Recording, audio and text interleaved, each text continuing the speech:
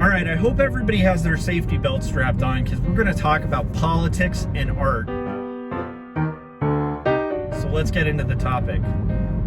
All right, guys, before we get into the topic, I'm just going to ask that you do me a big solid and hit that like button. It goes so far. It's been shocking, but I've noticed my subscriber count has increased lately, and I think a lot of that has to do with you guys in the community telling people about my live streams, telling people about my videos. I think there's a little bit of organic growth happening, and I think a lot of that has to do with you hitting like. It costs you nothing, and it helps me out a lot, so go ahead and hit like. And while you're at it, subscribe to my channel and hit the bell so you get notifications when I'm about to go live. All right, let's get into the dreaded topic. Okay, so there are people in the art world, and particularly in the comic book world, that want you to kind of avoid bringing up politics in your art. And I want to kind of make the case that inherently, by existing, you are committing an act of politics and political viewpoint, whether you want to talk about politics or not. And also, because you're in the realm of communication, I want to make the argument that the act of visual communication itself is going to communicate something politically, whether it's wearing it on its sleeve or not. So basically, I guess before we start, we should start thinking about what is politics, right? I think of politics as a viewpoint having to do with power systems in the world. Like, meaning, you could have a political viewpoint on the politics in your industry. You could have a viewpoint on the politics in your government. You could have a viewpoint on the politics of your workplace. Politics are kind of everywhere. And so this is something I want to kind of dig into. Basically, I think that politics kind of come to exist when there's more than one person in a room. Basically, if you have two people in a room and they're trying to decide where to go to lunch, right? More often than not, if they have a lot in common, they're probably going to agree on where to go to lunch. And, things will go smoothly. But even people with the most common interests in the world are occasionally both going to be in the mood for different food, right? And once that happens, guess what it is brought into existence? Politics, right? Politics are kind of like the art of persuasion and opinion when it comes to differing viewpoints over a decision, right?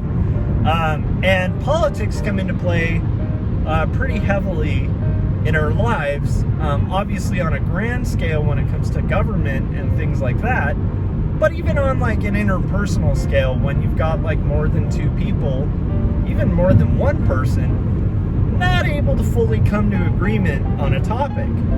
So that's my kind of very brief argument as to why politics just inherently are just a part of who we are as human beings. Whether we like them or not, politics are a real thing that we all deal with on a daily basis. Now, let's get into political viewpoints in art. So I've heard the argument lately, and I've definitely felt pressure, sometimes from people on live streams or people in general who really want to stray away from political topics. And I kind of understand that.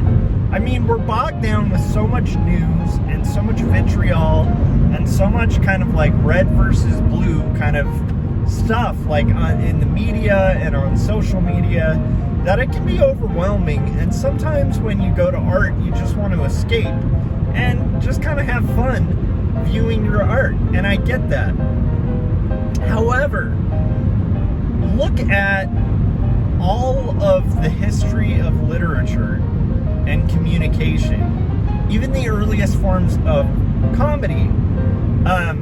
And then I think it might change your viewpoint on the idea that artists should have to avoid making political statements in art.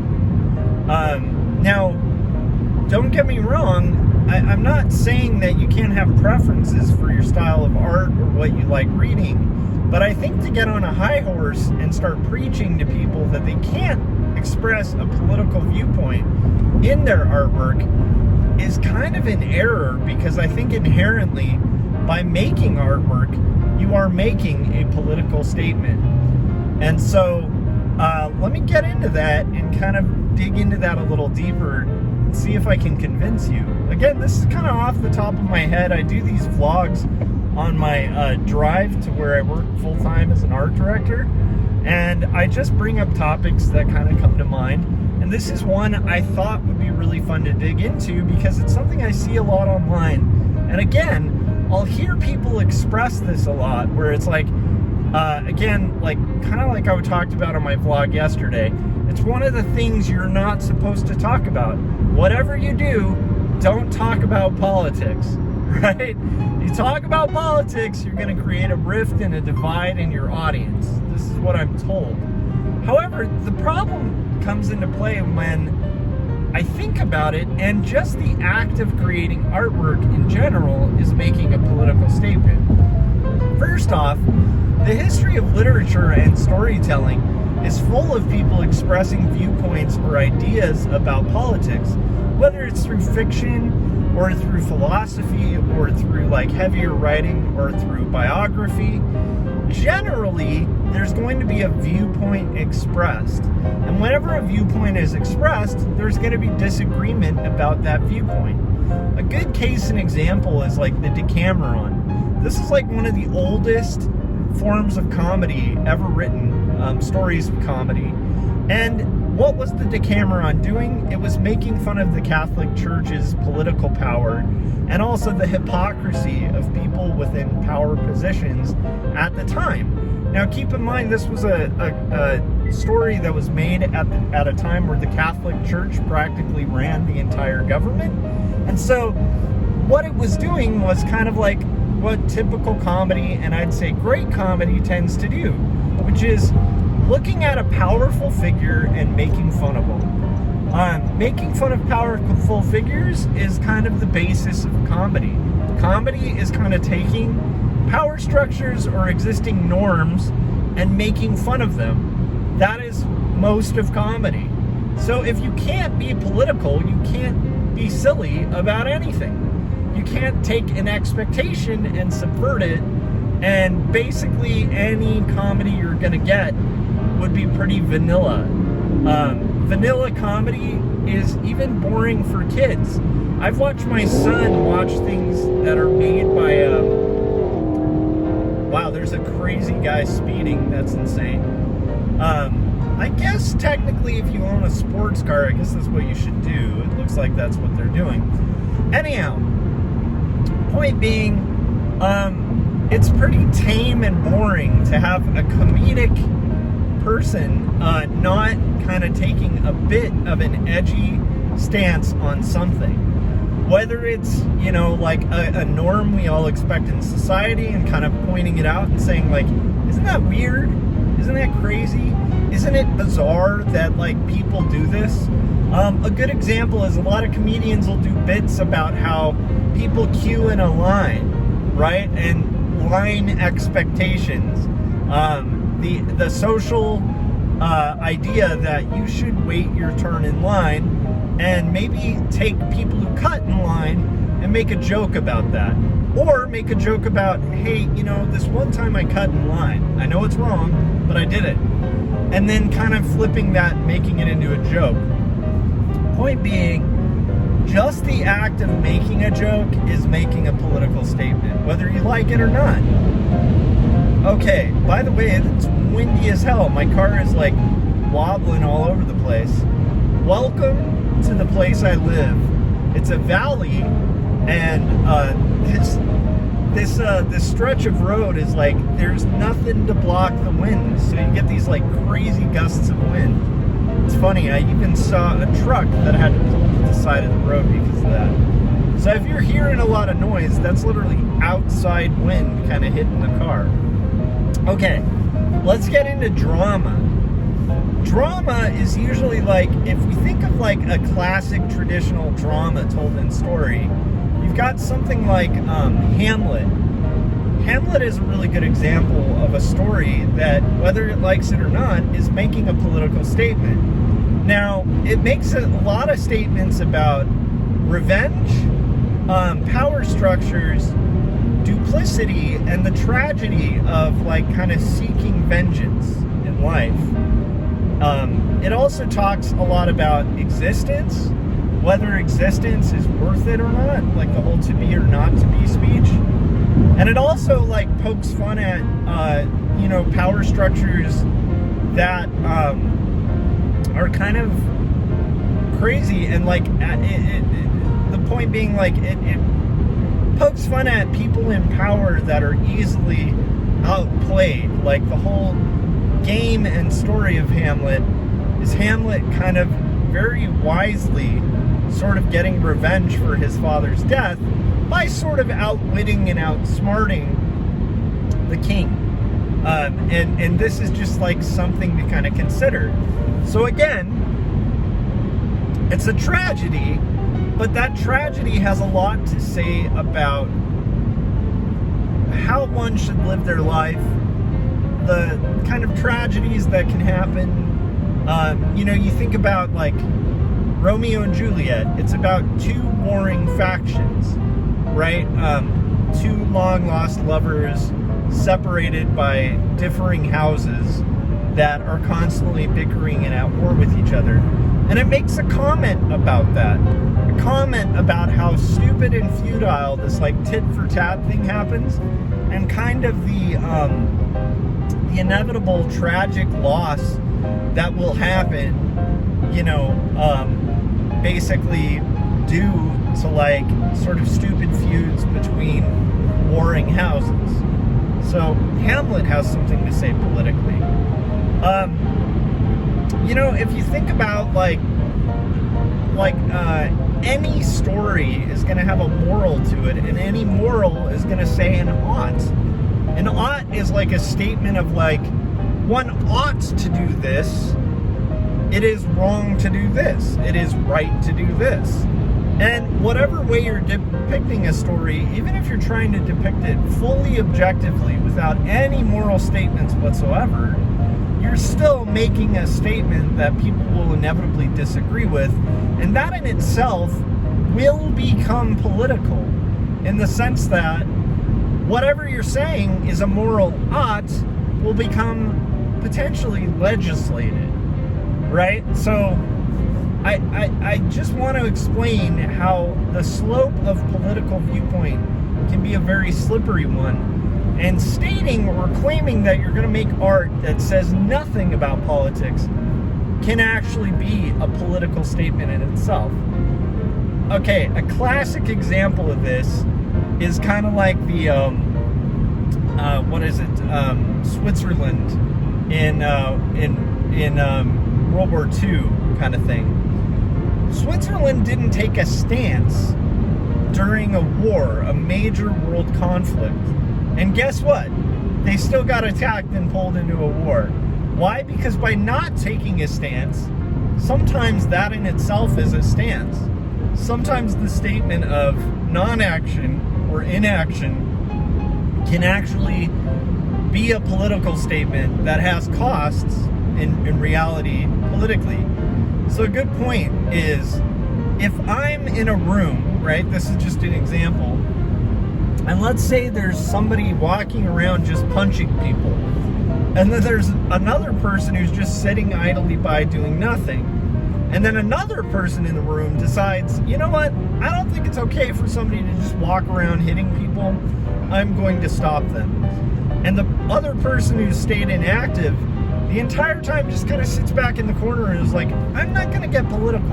I'm not getting involved in this. Let people hit each other.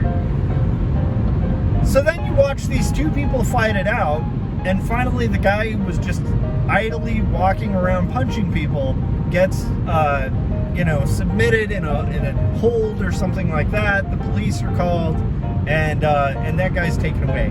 Now that guy the person who had to take action in that point might look at the person who took no action in that situation whatsoever and have a lot of anger and resentment for that person not pitching in trying to stop this guy, this maniac, from like running around punching people. That's another scenario where the act of inaction is actually a political statement on its own. And so even inherently by not participating, you're still participating whether you like it or not. Anyhow, so that's the trying to kind of disregard the law of inaction, the idea that like by not making a political statement, you can somehow avoid making a political statement.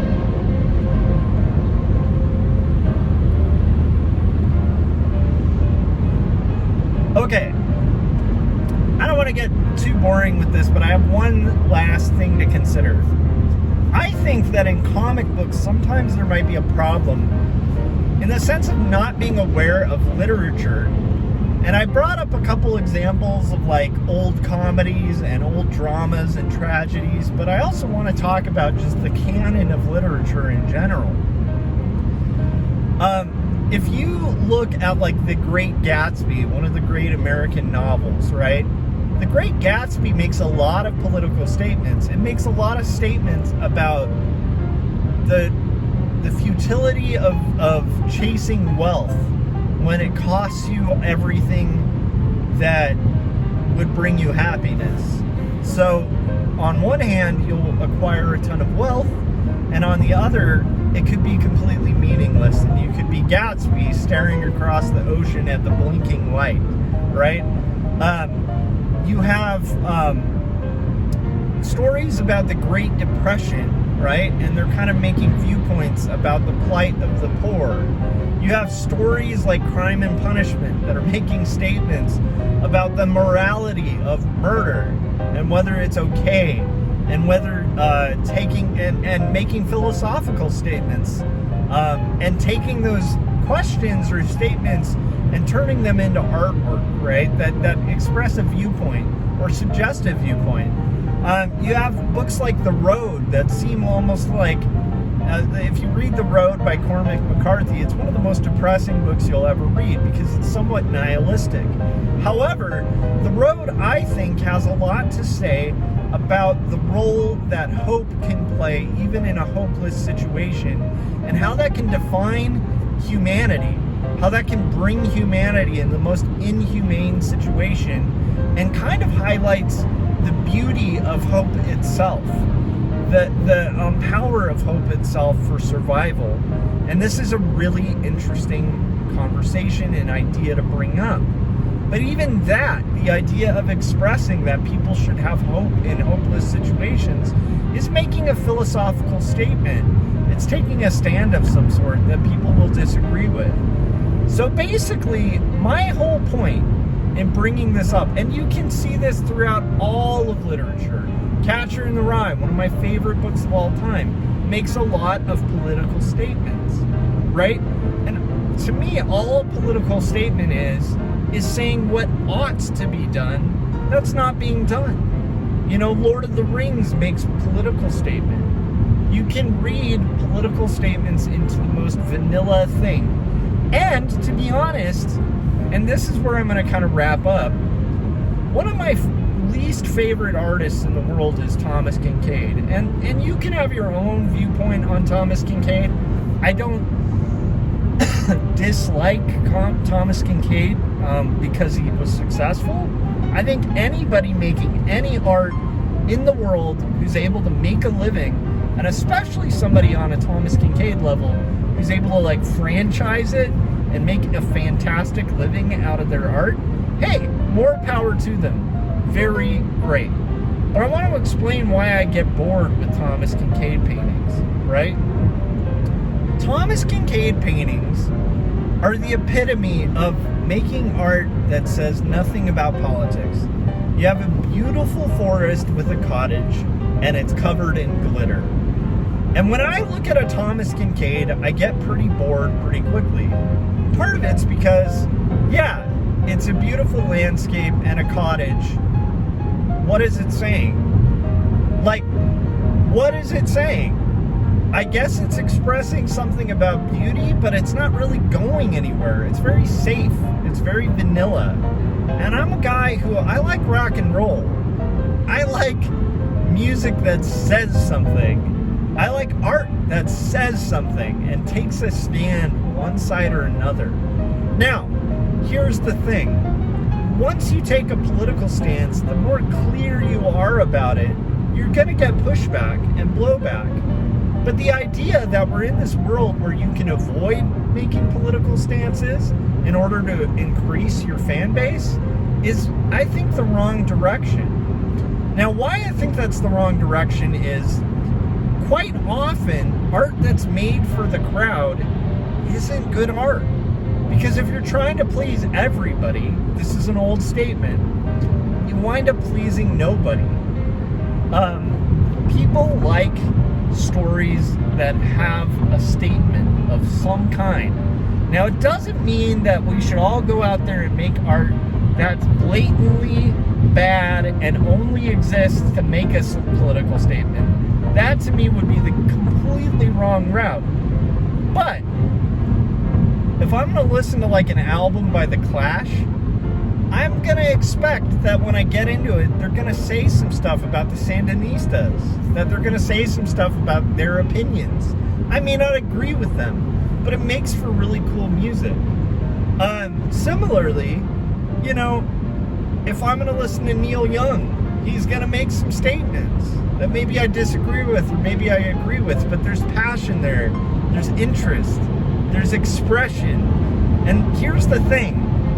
We're all working as artists in a field where we are expressing ideas visually.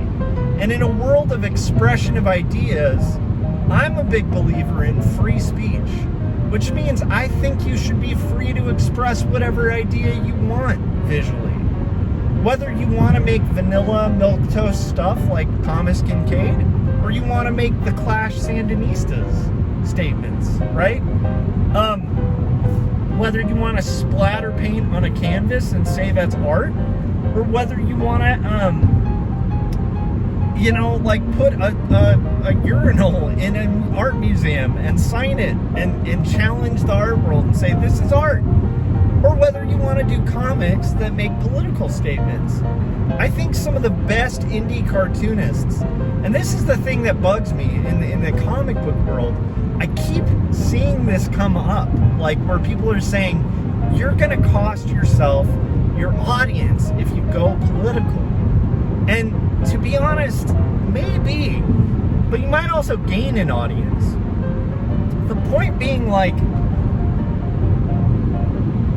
every act of communication is an act of political statement, in my opinion. So by avoiding politics, all you're doing is making art that's just less clear about what its intention is. And to me, intentionality is everything to do with art. And if you read into any story, you're gonna see possibly morality. You're gonna see an ethical statement or a non-ethical statement, right? And both are saying something. The point being, I don't think it's right to mute voices. I don't think it's right to tell people they can't speak, right? I just don't think it's right. Now, don't get me wrong, that doesn't mean that, like, you should be able to run around and say whatever you want in whatever context. Like, if you're at a business, yeah, avoiding political topics when you're basically working with a lot of people with a lot of differing viewpoints, probably not a bad idea, right? You want to get along with your coworkers. You don't want to start unnecessary conflict, right? But when it comes to the act of communication itself, I think people, especially artists, should communicate the story they want to tell with the message they want to tell the best, most effective way they can. And I think that if you do that and you stay true to that and you don't let the politics only be the main guiding force, I think you'll make really strong work. So, I guess to conclude, and I don't know if I've convinced you, But I'm expressing my take that I think, frankly, you're doing politics whether you want to or not. So the idea of somehow avoiding political things because, oh no, you're going to lose audiences or something like that, I think we need to disregard this idea. And I almost think the idea that, like, you're telling an artist they can't say something starts to border on censorship. And you know what I think of censorship? I'm not a fan. I'm not a fan of censorship in general, especially of artists. I don't like book bannings. I don't like, I tend to think that, like, ideas should be expressed and be able to be communicated, and there should be dialogue. And here's the thing. I think that if you're out there and you see an artist that's expressing a political viewpoint in their art that you disagree with, you know what the best response would be? Make art that does a different statement, right? Make that argument with your art. It's visual communication. If you hear a communication visually you don't like, respond to it visually, right? Get in the arena. That's basically my take. I don't know. I'm kind of curious what your thought is on politics and art. Again, like, I don't want to get into politics of my own because I've expressed them pretty clearly on here. If you're curious, I can tell you I'm a bit left-leaning for sure. I'm a little bit of a bleeding heart liberal. But also I read art that's by people of all stripes and colors and types of political viewpoints.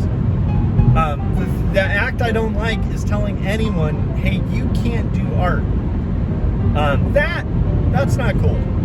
All right, so let me know what your thoughts are on politics and art, and I'm kind of curious if I made an interesting case. Again, it's early in the morning, I'm heading to work.